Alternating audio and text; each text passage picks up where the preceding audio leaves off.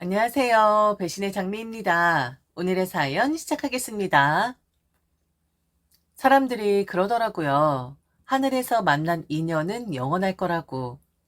제가 바로 그 하늘에서 일하는 사람입니다. 승무원이거든요. 항상 바쁘고 정신없지만 또 그만큼 다양한 사람들을 만나긴 합니다.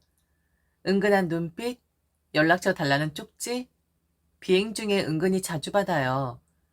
커피 드릴 때 몰래 건네는 분도 있고, 화장실 가는 길에 슬쩍 두고 가는 분도 있고, 대부분 그냥 감사합니다 수준인데, 어느 날 진짜 심상치 않은 게 온 거예요. 비행 끝나고 호텔에서 그 쪽지를 봤는데, 와, 글씨체도 또박또박. 하늘에선 용기가 안 났지만 땅에서 다시 마주친다면 꼭 인사하고 싶어요. 진짜 그날 이후로 비행 내내 그 쪽지 생각만 나더라고요. 근데 웬걸요? 며칠 뒤에 공항 카페에서 진짜 마주친 겁니다. 그게 인연의 시작이었습니다. 저는 해외에 나가면 시차 때문에 정신이 없는데 그 사람은 항상 먼저 스케줄을 정리해서 알려주고 혹시 내가 연락 안 돼도 걱정하지 말라며 챙겨주는 그런 사람이었습니다. 저보다 제 컨디션을 더 신경 써주는 느낌? 그렇게 3년. 짧지 않은 시간 동안 우리는 사귀었고 서로의 취향도 생활 스타일도 잘 맞았어요. 서로 바쁘니까 더 애틋했고 영상통화로 하루를 마감하면서 쌓인 정이 어느 순간 평생 함께하고 싶은 사람이 되어 있더라고요. 그리고 결혼 얘기가 나왔죠. 그 사람이 먼저 말했습니다. 우리 이제 진짜 시골리자. 그래, 하늘에서 만나서 땅에서도 함께하자. 우리는 요즘 스타일로 결혼식을 준비하기로 합니다. 거추장스러운 것들은 다 생략하기로 했죠. 혼수, 예단, 생략, 집도 반반, 결혼식도 소규모 스몰 웨딩. 남들처럼 화려하진 않아도 의미 있고 우리다운 결혼을 하자고 했죠. 그 사람도 정말 적극적으로 동의해 줬고요. 그런데 문제가 생겼습니다. 아니, 복병이 나타났죠. 그것도 아주 강력한 복병. 바로 예비 시어머니였습니다. 처음엔 괜찮았어요. 요즘엔 다 그렇게 하더라. 간소하게 하면 좋지. 이런 식으로 말씀을 하시곤 했습니다. 그래서 우리 정말 복받은 커플인가 보다 했죠. 근데 그게 다 연기였다라는 겁니다. 며칠 뒤에 따로 만나자고 연락이 오셨는데요. 카페 구석진 자리에 앉자마자 목소리가 확 바뀌는 겁니다. 내가 우리 아들 어떻게 키웠는데? 한복 한 벌도 못 얻어 입는다는 게 말이 되냐? 저는 멍했습니다. 한복이요? 요즘 누가 결혼하면서 어머니 한복까지 예단으로 챙긴답니까?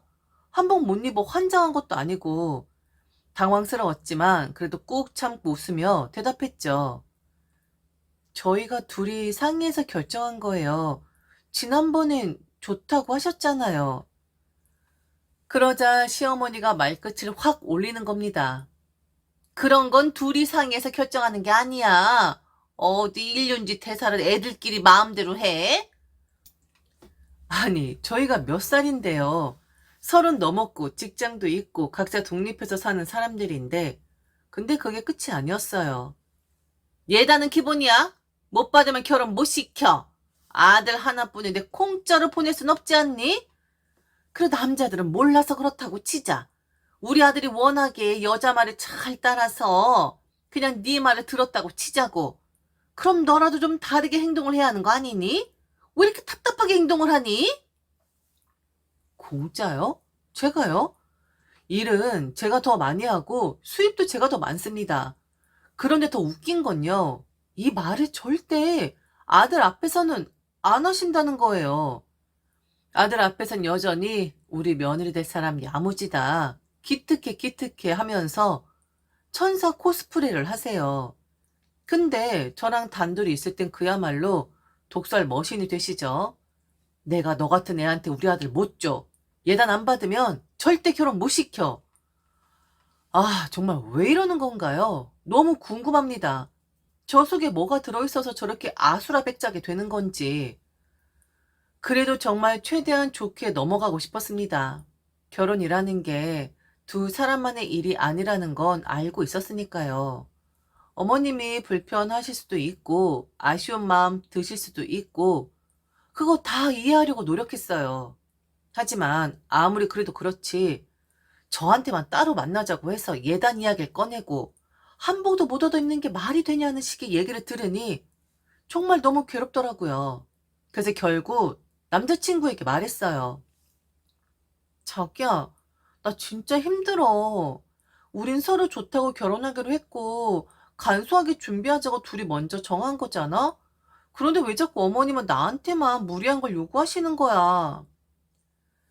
그 사람은 조금 당황한 얼굴로 저를 바라보더니 한참을 말없이 있다가 뜬금없는 말을 꺼냈어요. 사실 엄마가 요즘 예민한 건 다 이유가 있어. 이유? 아니, 진짜 뭔가 억울한 사연이 있는 건가? 아, 내 동생 한 번 봤지? 내 동생 걔가 임신했어. 뭐라고? 아니, 아직 너무 어린 나이 아니야? 임신을 했다고? 그 말을 듣는 순간 머릿속이 하얘지더라고요. 그 동생, 막 대학을 졸업한 사람이었습니다. 그런데 임신? 갑자기? 그래서 엄마가 요즘 신경이 많이 예민해. 동생이 갑자기 식을 치르게 된 상황이고, 엄만 엄마대로 딸을 대충 보내야 하나 싶은 걱정에 좀 날카로워진 거야. 아무래도 자기는 자처해서 간소하게 결혼한다고 한 건데, 동생은 서둘러서 결혼 준비를 하다 보니, 그게 또 엄마 입장에서 비교가 되니까 더 그러시는 것 같아. 이쯤 되면 여러분 어떠세요? 저는 진짜 머리가 핑 돌더라고요. 아니, 딸이 임신해서 급하게 결혼하는 게 왜 내 탓이야? 내가 뭐 잘못한 것도 없고, 오히려 예단도 혼수도 없이 간소하게 결혼하자고 한 건데, 근데 그 순간 진짜 황당한 말이 툭 튀어나왔습니다. 그래서 말인데, 자기야, 동생한테 축의금 좀 해주면 안 될까? 한 1,000만 원 정도면 될 것 같아. 어? 뭐라고? 1,000만 원? 혼수랑 결혼 준비는 내가 해줄 거고, 자기는 그냥 축의금만. 어차피 우리 결혼식은 비용도 많이 안 들고, 간소하게 할 거니까, 여윳돈이 있긴 하잖아? 이럴 때 가족끼리 서로 도와주면, 이거 평생 못 잊는 거다. 아, 성현 씨. 그러니까 자기 말은, 동생 결혼하니까 혼수는 자기가 해주고, 나는 축의금 1,000만 원을 하라고? 그 돈을 내가 왜 내야 하는데? 왜냐니? 당연한 거 아니야? 그럼 돈 안 주려고 했어? 자기가 엄마 이야기하기 전에 어차피 오늘 내가 동생 이야기하려고 했었어. 시누이야. 자기야, 원래 시어머니보다 어려운 게 시누이라고 하잖아? 그리고 나이 어린 시누이가 더 무서운 법이라고 하더라. 그리고 가족인데 네 돈 내 돈이 어딨냐? 안 그래? 이제 자기는 우리 집 사람이야. 내 동생 일은 우리 일이라고. 자기와 나. 야, 정말 그 순간 정말 내가 뭘 믿고 이 사람과 결혼하려 했는지 의심이 들기 시작했어요. 우린 분명 남들처럼 거창하진 않더라도 둘이서 계획 잘 짜서 현실적인 결혼을 하자고 약속했는데 이 사람은 자기 가족이 힘들다고 나한테 먼저 말 한마디 없이 혼수 준비 다 해주고 그 부담을 은근슬쩍 나한테 떠넘기고 있었던 거예요. 게다가 그 말투. 자기야, 어차피 우리 결혼에 돈 안 드니까. 그 어차피란 말이 왜 이렇게 기분이 나쁘게 들리던지요. 어차피? 어차피 내가 돈 더 안 들이니까 가족한테 1,000만 원쯤은 내라는 거야? 그날 진짜 정신이 멍했습니다. 그냥 그 상황이 너무 어이없어서 웃음밖에 안 나왔어요. 내가 그 집 딸도 아니고 그 신우라는 사람과 손 한 번 잡아본 적 없는데 무슨 가족이니 힘이니 하면서 내 통장에서 1,000만 원을 빼가겠다는 거예요. 그것도 축의금 명목으로. 그날 이후 제 마음속에 파혼이라는 단어가 자리를 잡기 시작했습니다.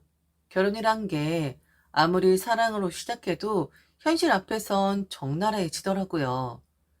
그 사람과의 관계보다 그 사람의 가족이 훨씬 더 끈적하고 불쾌하게 느껴졌습니다.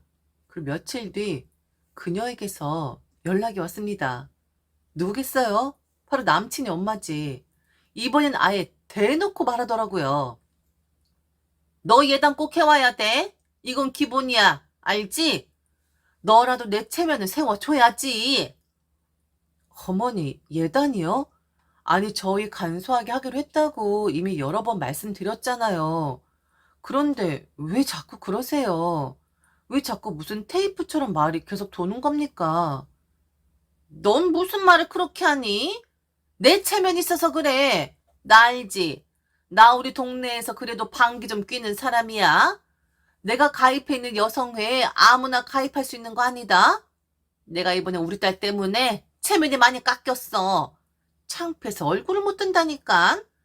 그런데 네가 축의금을 그렇게 준다고 하면 내가 그나마 면은 설 것 같다. 잘 좀 준비해줘. 내 체면 그만 깎이게끔. 그리고 신혼여행 갈 때 그 비행기 표 좀 싸게 해줄 수 있지? 잘 좀 알아봐줘. 어머니, 그래도 이건 아닌 것 같아요. 제가 무슨 어머니 체면 세워주는 사람도 아니고, 이건 좀 아니잖아요? 뭐라고? 그럼 너 결혼 못해? 나 우리 성현이랑 너 결혼 안 시킬 거야. 그래도 안 할 거야? 너 파혼 당하는 거라고. 웃음이 나더라고요. 진짜 내가 여행사 직원도 아니고 심부름 센터도 아닌데 이게 지금 무슨 상황인지. 어머니, 그렇게까지 말씀하시니 오히려 감사하네요. 사실 저도 이 결혼 안 하는 게 더 나을 수도 있겠다 싶었거든요. 파혼하는 마당에 뭔 어머니, 아줌마 덕분에 결심이 섰어요. 파혼 얘기 꺼내주셔서 감사해요. 이제 마음 편하게 이별할 수 있을 것 같아요. 뭐? 야, 이거사. 진짜 내가 지금 보니까 참고 참고 가만히 있었는데? 이제부터 너 진짜 본색 드러내는구나. 너 후회할걸? 나 아파트 분양받은 거 있어. 지난번에 계약서 보지 않았어? 그거 너희 신혼집으로 주려고 했다고. 그래서 예단이고 축의금이고 당당하게 요구한 거였다고. 요즘 세상에 집 해주는 시댁이 어딨니? 아우, 기가 막혀서. 말이 너무 많아서 정리가 안 되더라고요. 아파트 분양을 받았는데 그걸 우리 신혼집으로 줄 생각이었고 그래서 나보고 예단해오라고 했다는 말. 근데 그건 그렇다 쳐요. 그건 그쪽 생각이니까 문제는 그 다음이었어요. 너 같은 복 없는 년? 이래서 사람이 제대로 교육을 받고 자라야 해. 승무원? 하, 요즘 그거 웃음 파는 거 아니야? 몸 관리나 똑바로 해야지.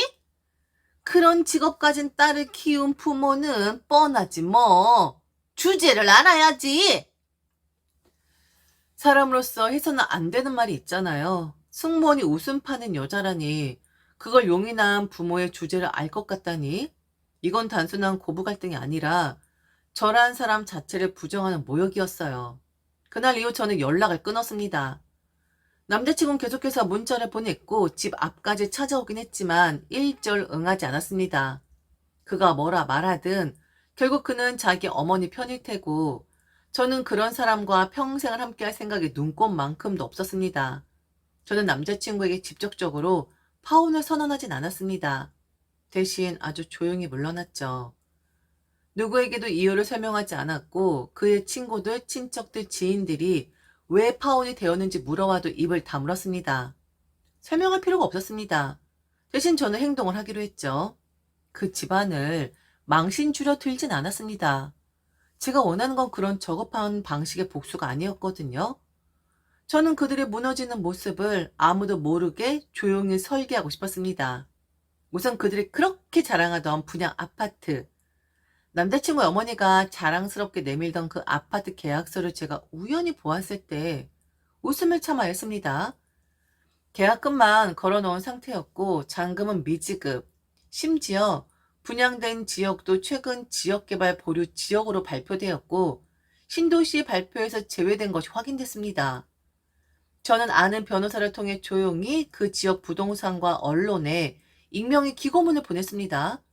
미등기 아파트 잔금 대출 무리하게 끌어다 쓰는 60대 여성, 예비 며느리의 예단 강요했다는 소문이라는 제목이었습니다.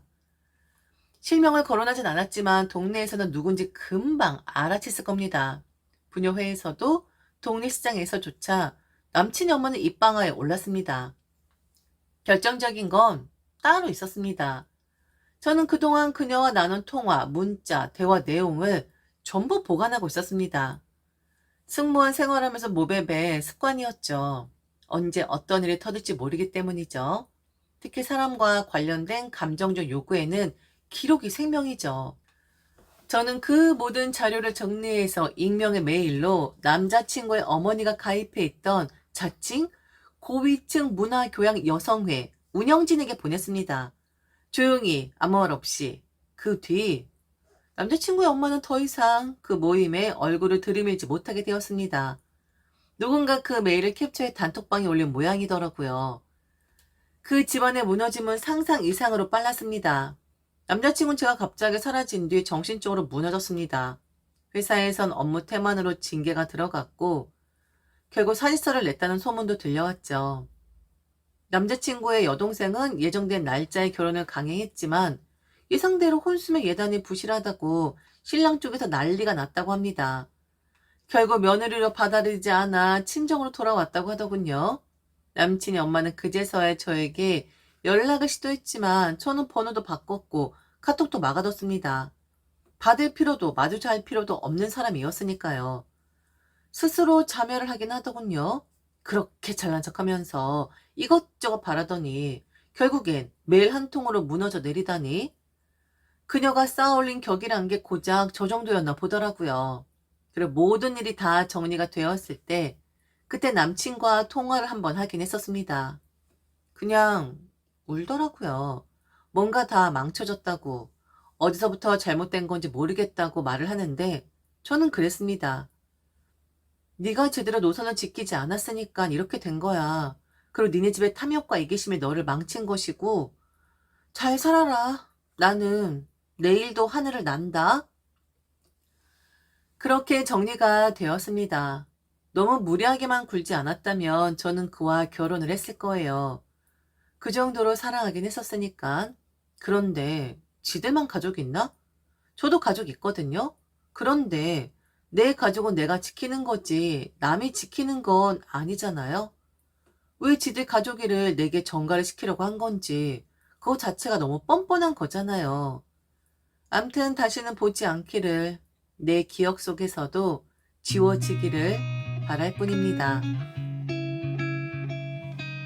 지금까지 들어줘서 진심으로 감사합니다. 이상 배신의 장미였습니다.